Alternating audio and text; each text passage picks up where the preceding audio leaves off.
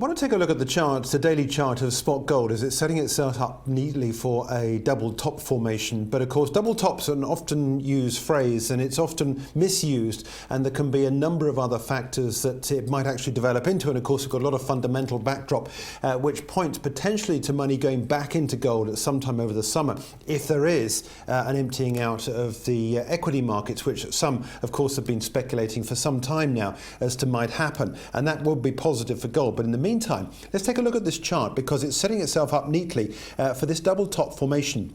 I've already drawn some lines on here, and you can see this dotted line here that I've drawn, this purple line, taking us into what is the beginning of this double top pattern. There's the first peak, but it's when it retraces down to there that you can start drawing this out. And this coincides neatly with some other points at which the price of gold has bounced off, both as a support point and also a resistance point as well.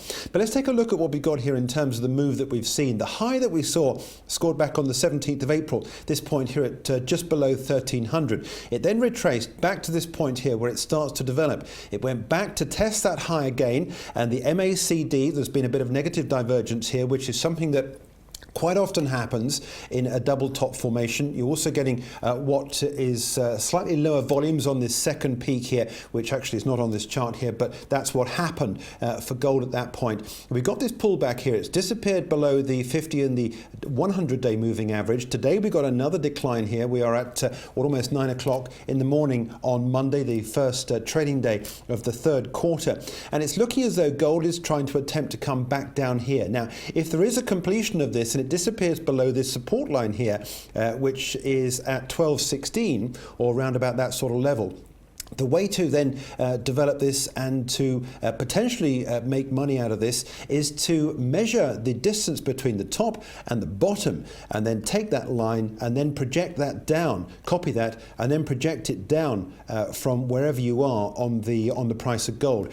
And in fact, if we do a little bit of a calculation, or rather we look at the trends on here, that neatly forms around about the sort of low that we had back on the 20th of December when gold was at $1,128 an ounce. So that would take us back nicely to the low point there, potentially for gold, if this double top here does develop. As I said, it's a much overused phrase, and sometimes it doesn't develop into anything, but keep an eye on this as a potential trade for gold. If you go short here, if you do want to trade this, and you obviously want to put a stop on, you want to be putting a stop on just a little bit above where that top is, at just over the 1300 level, to give you some insurance in case there is a pullback. If you're not that happy with that much risk, you'd be looking potentially at putting a stop on at around about this sort of level here, just above this level here, which is again a point where we've seen some resistance on the upside. That's at 1260. You'd be looking to put your stop on a short trade at around about the 1270